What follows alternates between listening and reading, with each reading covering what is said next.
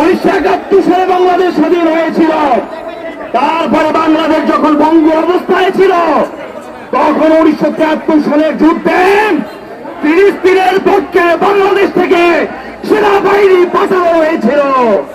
আমরা বলতে চাই, বর্তমান সরকার আমাদেরকে অনুমতি দিলে আমাদের মধ্যে মুজাহিদরা প্রস্তুত আছে। আমরা যাদেরকে যুদ্ধ করব, আমরা শহীদ হব, আমরা ফিলিস্তিনকে স্বাধীন করে ছাড়বো ইনশাআল্লাহ।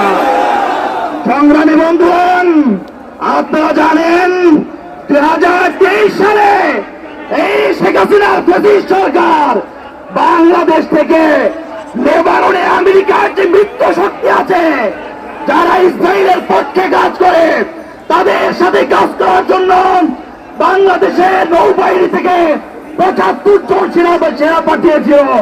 আমরা বলতে চাই, আমেরিকার জন্য ইসরায়েলের জন্য তোমরা শক্তি পাঠিয়েছিলে, এইবার আমরা ফিলিস্তিনের জন্য যেতে রাজি হয়ে গেছি। দিকিরা আমার বন্ধুগণ, এইবারে যুদ্ধ, এবারে চূড়ান্ত জাহাজ, এই জাতি ফিলিস্তিন জিতবে ইনশাআল্লাহ।